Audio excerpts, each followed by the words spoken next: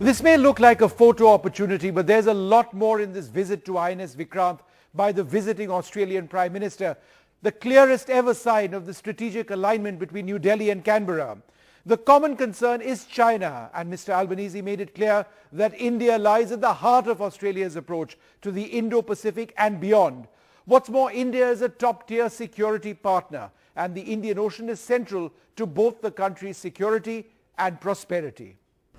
And there has never been a point in both of our countries' histories where we've had such a strong strategic alignment, and we share an unwavering commitment to upholding the rules-based international order and ensuring the Indo-Pacific is open, inclusive and prosperous. The visit of Anthony Albanese, the Australian Prime Minister, comes at a time when the US intelligence community, in a report to the US Congress, has spelled out that the situation between India and China, two armed nuclear neighbors, could be a potential flashpoint. The report says the expanded military postures by both India and China along the disputed border elevate the risk of armed confrontation between two nuclear powers that might involve direct threats to US persons and interests, and calls for US intervention.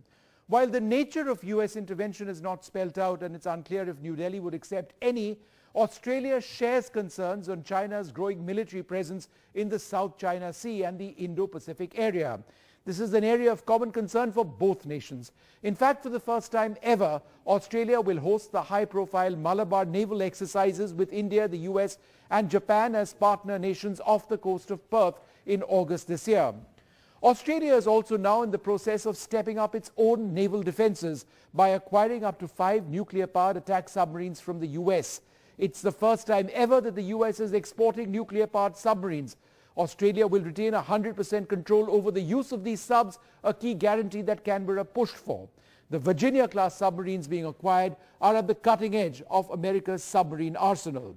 Mr. Albanese's visit to India comes a week before the arrival of the Japanese Prime Minister Fumio Kishida to India, another key strategic partner of New Delhi, and also a key partner in the Quad process. What is the Quad?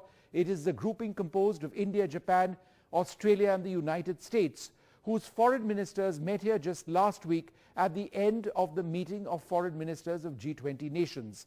So what exactly are the US, Japan, Australia and India concerned about? Here are some details.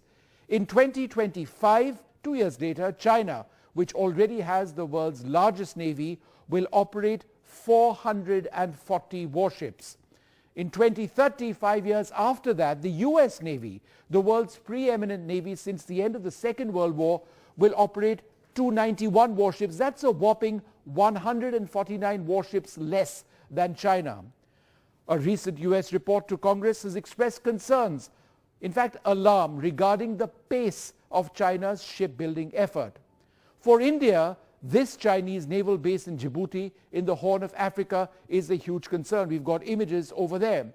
It is China's first overseas naval base, and as these satellite images show, China has already begun deploying their warships in this area.